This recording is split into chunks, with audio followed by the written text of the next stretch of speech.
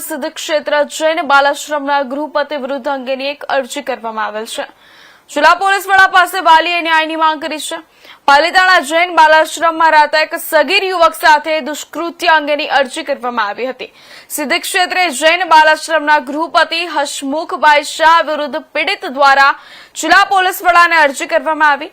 ત્યારે રાજકોટ ખાતે રહેતા પરિવારનો પુત્ર અભ્યાસ માટે પાલિતાણા જૈન બાલાશ્રમમાં રહેતો હતો. પરિવાર દ્વારા પોતાના પુત્ર સાથે છેલ્લા 3 વર્ષથી કૃત્ય આચરતા હોવાનું અરજીમાં જણાવ્યું હતું. હસમુખભાઈ શાહ દ્વારા બાળકને સસ્પેન્ડ કરી કેરિયર સર્ટિફિકેટ નહીં આપવું તેવી ધાક ધમકીઓ આપતા હતા. પરિવારે ભાવનગર જિલ્લા પોલીસ વડા પાસે ન્યાયની અપેક્ષા સાથે અરજી કરવામાં આવી છે.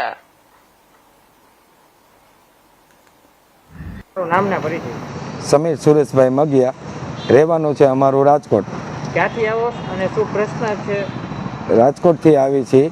પાલિતાણા જૈન બાલાશ્રમ છે, શ્રી સિદ્ધ ક્ષેત્ર જૈન બાલાશ્રમ. ત્યાં મારો છોકરો છેલ્લા 6 વર્ષથી ભણે છે. એની સાથે ત્યાંના ગૃહપતિએ, જેમનું નામ છે હસમુખભાઈ શાહ, એ છેલ્લા 3 વર્ષથી એની સાથે દુષ્કૃતિ આચરે છે. હવે એના માટે અમે ન્યાયની માંગણી સાથે અહીંયા ભાવનગર એસપી સાહેબને, પાંડે સાહેબને મળવા આવ્યા છીએ. કઈ જગ્યાએ આવ્યું બાલાશ્રમ? તળેટી રોડ ઉપર રાજેન્દ્ર ભુવનની સામે. કેટલા ટાઈમથી તમારા દીકરા ઉપર 3 વર્ષ થઈ ગયા. 3 વર્ષ થયા. કોણ હતું?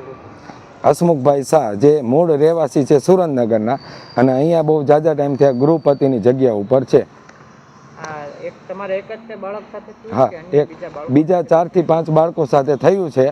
પણ એ લોકોને બધાને શું છે કે પેરેન્ટ્સને ને બધાને દબાવી દીધા છે કે તમે કાંઈ બોલતા નહીં, નહીંતર તમારું કેરિયર સર્ટિફિકેટથી માંડીને હું બધી વસ્તુ તમને કોઈ વસ્તુ આપીશ નહીં.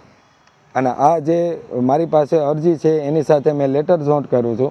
એ લેટર જે છોકરાએ લખેલો છે એની સાથે બી આ દુષ્કૃત્ય થયેલું છે. પણ બધાના ફેમિલીના વાલીઓને એને સાહેબે બીવડાવીને રાખ્યા છે, અને પ્લસ અહીંના ટ્રસ્ટીએ પણ બીવડાવીને રાખી દીધા છે.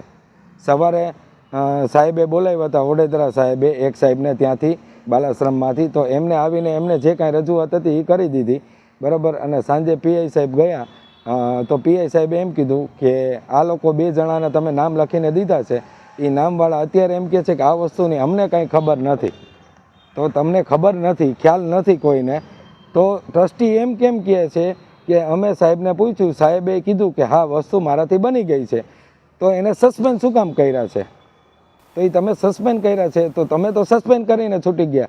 ટ્રસ્ટીને સંસ્થાની પડી છે. તો મારા છોકરા 3 વર્ષ સુધી મારા છોકરાએ સહન કર્યું એનું